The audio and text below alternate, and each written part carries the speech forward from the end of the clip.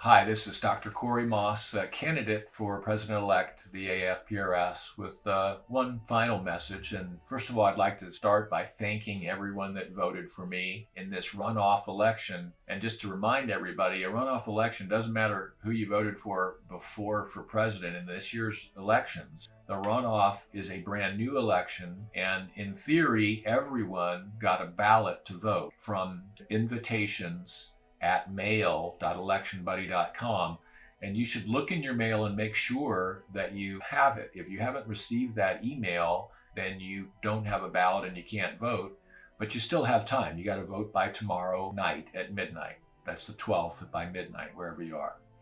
So look for that in your email. If you don't have it, send an email to padair@aafprs.org.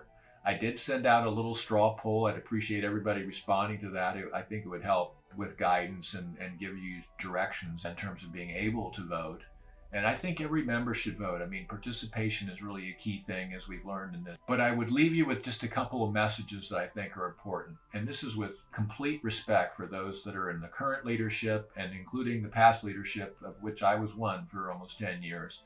I was called back by a number of people from around the country to offer a different look, if you will, given the current conditions and the direction that we're going. And there are three main components that haven't changed that I'm talking about in my candidacy. Number one is inclusion of ideas and bringing more people and getting more people involved in leadership and having more open dialogue and a more open board that's reporting to the members. And that really is a key thing, to make sure that everyone feels like their voices are being heard and gets their voices heard, and that the board represent the membership, really communicating openly and effectively to get the best outcomes, because there's a lot of really smart people in this academy that I have enormous respect for. And even if our ideas differ, we ought to be discussing them.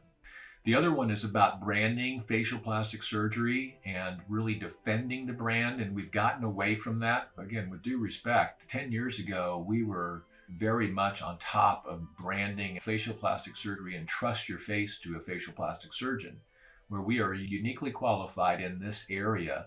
And we've got to get back on that mission in a big way, especially for those that aren't in academic centers, that don't already have the institutional support that my academic colleagues and I had when I was full-time in academia. For those members that are in private practice, the academy is their institution. The academy has to do a good job of branding. And as it relates to that, it has to do a good job of representing us with the website and offering the member benefits that only a website can bring, in terms of driving new patients to our practices by branding us as the experts in facial plastic surgery and rhinoplasty, and making sure that we protect and defend. That's really what we have to do a great job of and stay on mission. We should never get off of that mission of really driving the message to consumers so that they're aware of the super specialization that we represent.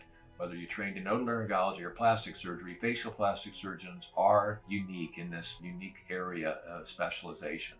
It's a hard time right now with COVID and close downs and all the other things that we've dealt with, and that's why I think it's an even more important time that we get there.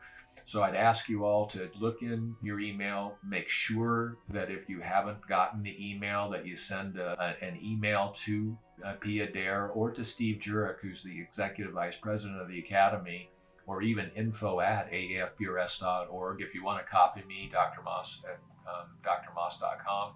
We'll just make sure that everyone that's eligible to vote has gotten a ballot. I've gotten several calls from people who either didn't get ballots or their ballots didn't work.